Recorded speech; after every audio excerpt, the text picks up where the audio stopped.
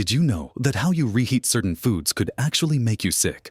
Or that reheating some foods might even unlock surprising health benefits you'd otherwise miss out on?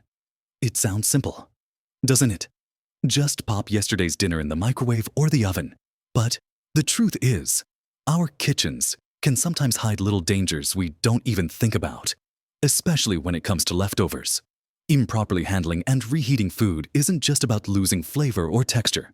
It can sometimes lead to uncomfortable tummy troubles, or, in rare cases, something much more serious. Many of us have learned tried and true cooking methods over the years, but the science behind food safety and nutrition is always evolving. And sometimes those familiar habits need a little update. It can be frustrating to think we might be doing something that isn't quite right, especially when we're just trying to be sensible and avoid waste. But gaining a little bit of knowledge can make a world of difference, turning potential risks into simple, safe practices.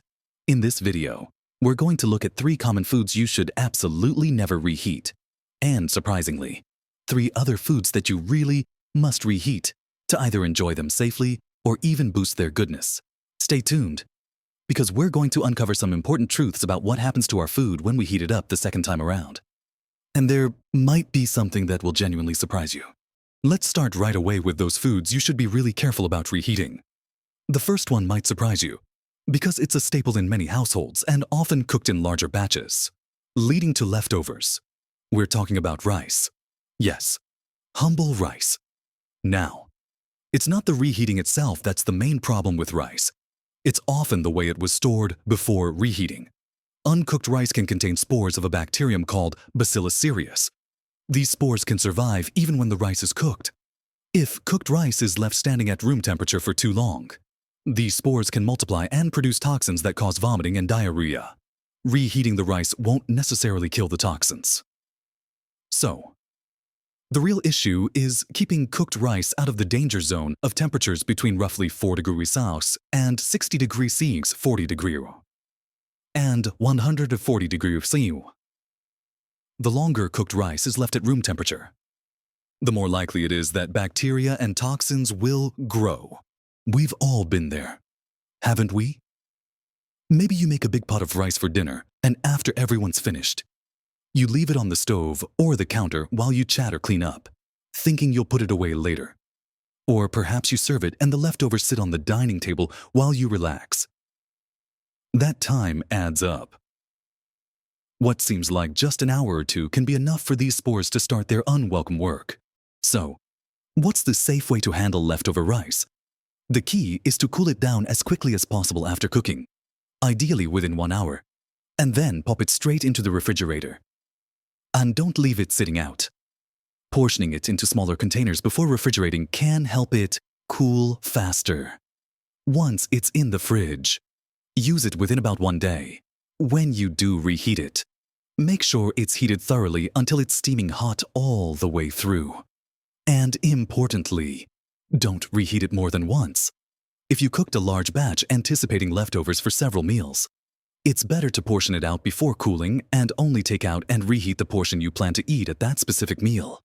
Any rice that has been reheated once and not eaten should probably be discarded.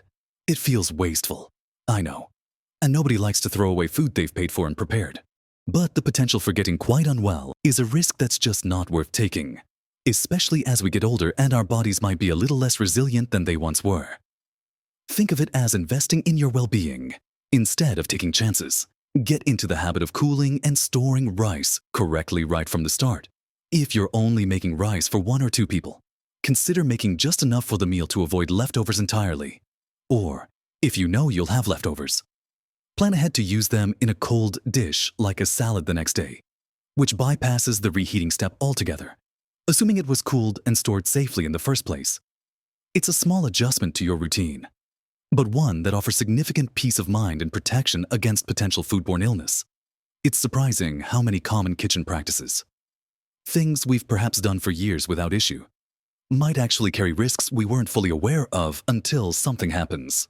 Being informed helps us make better choices for ourselves and our families. Now, moving on to the second food you should be wary of reheating. This one is particularly important because it's a fantastic source of protein, but reheating it incorrectly can change its protein structure and potentially upset your digestion. We're talking about eggs. Eggs are delicate when they are cooked, whether scrambled, boiled, or fried. The protein structure changes. If you reheat cooked eggs, especially at high temperatures, those proteins can become denatured or altered in a way that makes them harder for your body to digest. This can lead to bloating, gas, and general stomach discomfort. Beyond the digestive issues, eggs, like rice, can also be a breeding ground for bacteria, particularly if they weren't cooked thoroughly the first time, or were left at room temperature after cooking. Think about that half-eaten plate of scrambled eggs you might cover and stick in the fridge, planning to finish them later. Or maybe you hard-boil a batch of eggs for the week and then decide to warm one up before adding it to something. Reheating a boiled egg can lead to that unpleasant rubbery texture and sometimes a sulfurous smell.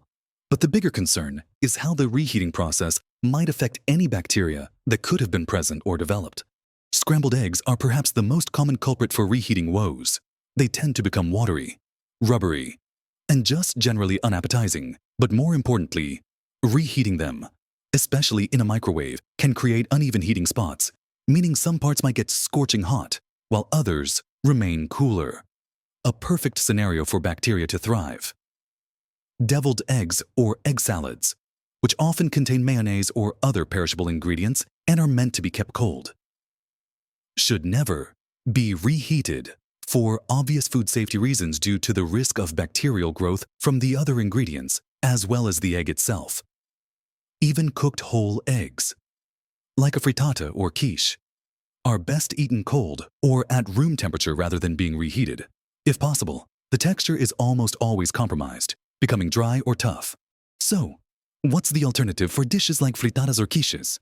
Enjoy the leftovers cold or at room temperature.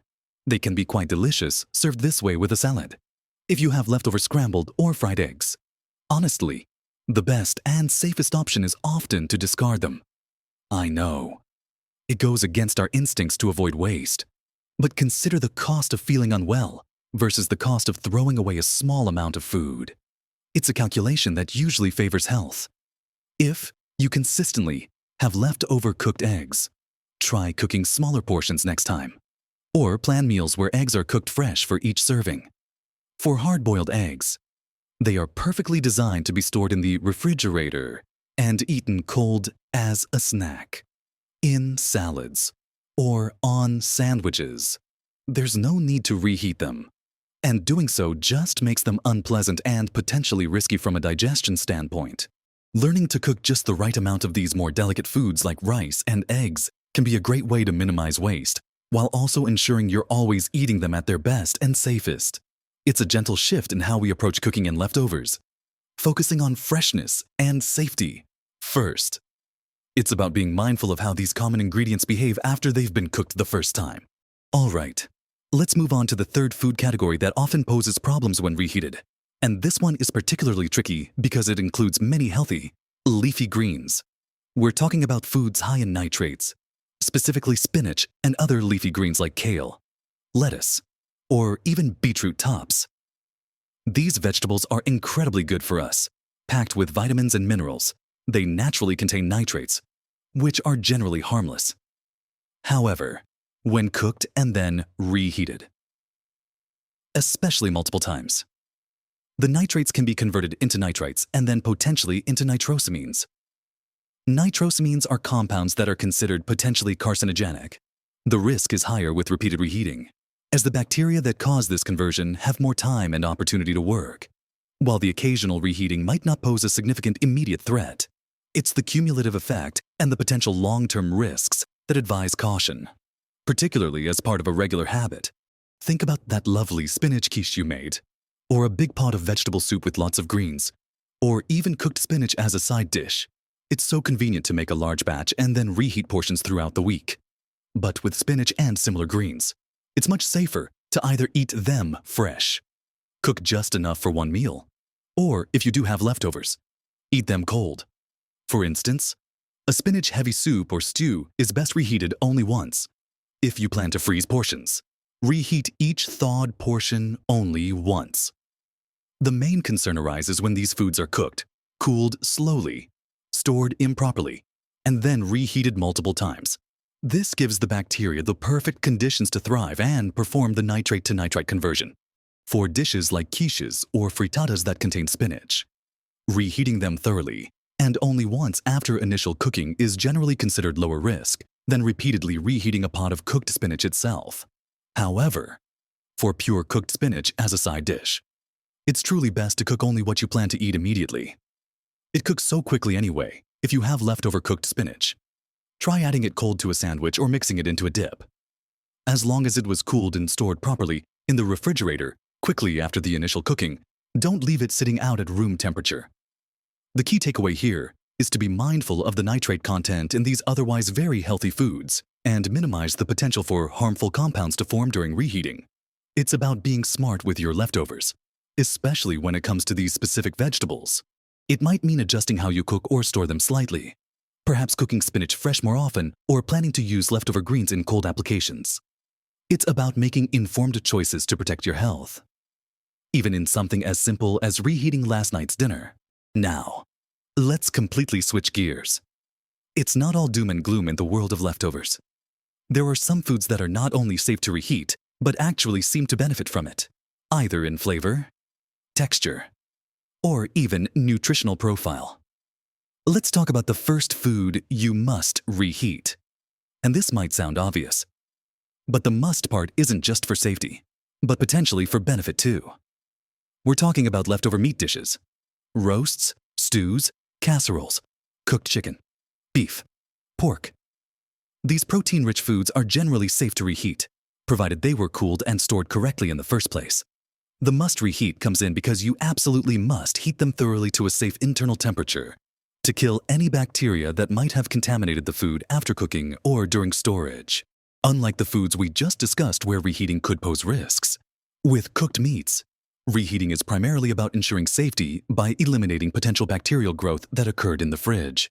Leaving cooked meat sitting at room temperature allows bacteria to multiply rapidly, and simply warming it up isn't enough to kill them. You need to get it hot enough. But beyond safety, why must you reheat them? Many cooked meat dishes, especially slow-cooked stews, casseroles, and roasted meats, actually taste better on the second day. The flavors have had time to meld and deepen in the refrigerator overnight. Think about a beef stew. All those lovely herbs, spices, vegetables, and the meat itself sit together, and the flavors marry beautifully. When you gently reheat it, the aroma and taste are often richer and more complex than when it was first served. This isn't a scientific must for nutrition, but it's a must for peak enjoyment and appreciating the full potential of your cooking. However, the must reheat also carries the crucial condition of how you reheat. Just warming it up isn't enough. For safety, leftover cooked meat and meat dishes should be reheated thoroughly until they are steaming hot throughout. Using a food thermometer to check the internal temperature can give you peace of mind. Aim for around 74 degrees, 165 degrees. Reheat meat dishes either on the stovetop, in the oven, or in the microwave, making sure to stir or rotate the food partway through to ensure even heating. Avoid reheating meats multiple times. Reheat only the portion you plan to eat at that sitting. If you have a large joint of roast beef left over, slice off what you need for one meal and reheat just that portion. Reheating the entire joint repeatedly can dry it out and increase the risk of bacterial issues if not handled properly. Gravy and sauces cooked with the meat should also be reheated until bubbling hot. So, while leftover meats require careful handling and thorough reheating for safety, they often reward you with even better flavor, making reheating a delightful and necessary step. Now, let's talk about another food that is excellent when reheated. And this one has a fascinating scientific reason behind it that actually involves a nutritional benefit. We're talking about cooked potatoes, pasta, and rice with a big asterisk on the rice. Remembering our earlier discussion about initial cooling and storage, but focusing on potatoes and pasta first. When you cook starchy foods like potatoes, pasta, and rice, the starches become digestible. But something interesting happens when you cool them down in the refrigerator after cooking. Some of the digestible starch is converted into what's called resistant starch. As the name suggests, resistant starch is resistant to digestion in the small intestine. Instead, it travels to the large intestine, where it acts as a prebiotic, feeding the beneficial bacteria in your gut. This is great for your digestive health. When you reheat these cooled, starchy foods, they still retain a good portion of that resistant starch. So, reheating cooked and cooled potatoes like roasted potatoes, boiled potatoes, or even mashed potatoes, though mashed might lose texture, pasta dishes, or properly cooled rice again.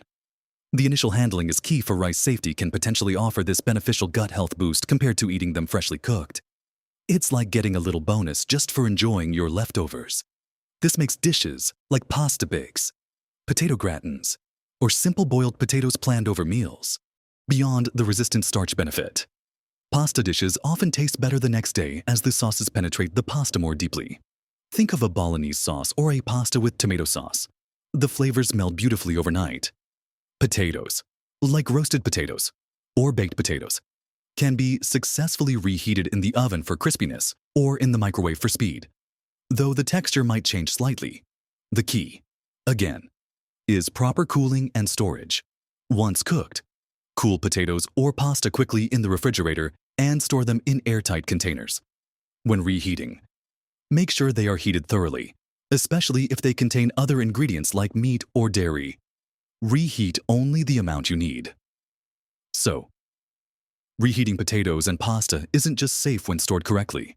It can potentially make them better for your gut and often tastier too. It's a wonderful example of how sometimes leftovers can actually offer a little extra something for our health. Finally, let's look at the third food type that you must reheat for a combination of safety, texture, and often improved flavor. This category includes soups, stews, gravies, and sauces. These are often liquid-based dishes that contain a mix of ingredients like vegetables, meat, legumes, and starches, like meat dishes. They are excellent candidates for bacterial growth if not handled properly. Therefore, reheating them thoroughly is absolutely essential to kill any potential bacteria that may have multiplied during cooling and storage. You must bring these liquids to a rolling boil, or at least ensure they are steaming hot throughout, stirring frequently to distribute the heat evenly. The reason you must reheat these goes beyond just safety. Soups, stews, and sauces, much like meat dishes, almost invariably taste better on the second or third day. The process of cooling and then reheating allows the flavors from all the different ingredients, the vegetables, herbs, spices, broths, and meats, to deepen, concentrate, and harmonize. A chili or a curry is famously better the next day. A simple vegetable soup develops a richer, more complex flavor after spending a night in the fridge. Gravy made from roast drippings tastes more intense when reheated. The texture can also improve. Sometimes, the starches or proteins in the dish thicken the liquid slightly upon cooling, and reheating brings it back to a lovely consistency, often richer than the first time. Think of a homemade chicken soup. The broth seems more flavorful, and the vegetables and chicken more tender after a gentle reheat. Again, proper cooling and storage are paramount. Divide large batches into smaller containers before refrigerating to help them cool down faster. Don't leave a large pot of soup sitting on the stove for hours before refrigerating. When reheating, whether on the stove or in the microwave, stir well to ensure there are no cold spots, which could harbor bacteria. Bring it to a good simmer or boil. Only reheat the portion you plan to eat. Repeated reheating of the same batch can degrade the quality and increase risk if not handled perfectly every time. So, while reheating soups, stews, gravies, and sauces is a safety necessity, it's also a culinary reward, unlocking deeper flavors and richer textures that make your leftovers a meal to look forward to. So, we've talked about some foods you should be really cautious about reheating. Things like rice, eggs, and leafy greens high in nitrates, primarily due to the risk of bacterial toxins or potentially harmful compound formation if not handled perfectly. And we've looked at foods that are not only safe, but often better when reheated properly. Meat dishes, potatoes and pasta with their resistant starch benefits, and flavorful soups, stews, and sauces. It might seem like a lot to remember, but it boils down to understanding how different types of food behave after cooking and how temperature changes affect them. Making informed choices about reheating your food is a simple yet powerful way to look after yourself and your health. It helps prevent unnecessary stomach upsets and ensures you're getting the most nutrition and enjoyment from your meals. Remember, small changes in how we handle food in the kitchen can make a really big difference to our daily well-being. It's not about being overly anxious, but about being aware and adopting habits that serve us best as we navigate life's journey. You've spent years gathering wisdom and experience, and adding a little bit of food science knowledge to your repertoire is just another layer of that. We've covered 3 foods to be cautious with when reheating and 3 that are generally safe and even beneficial. Do you have any experiences with reheating certain foods? Perhaps a dish you love that you think tastes better the next day? Or a time you learned the hard way about improper food handling? Share your thoughts and experiences in the comments below. Your insights could help others in our community. If you found this information helpful and want to learn more simple tips for living well and staying healthy at any age, please give this video a thumbs up. It lets us know we're providing content you find valuable. And don't forget to subscribe to the channel and hit the notification bell so you don't miss our future videos. We're here to explore practical ways to enhance your life, from health and nutrition to lifestyle and well-being. Taking care of yourself, especially as we get older, is one of the greatest gifts you can give yourself. It allows you to continue enjoying life, pursuing your passions, and spending time with the people you love. Making simple, mindful choices in the kitchen is just one piece of that puzzle. Keep learning, keep exploring, and keep living your best life at every age. Thank you for joining us.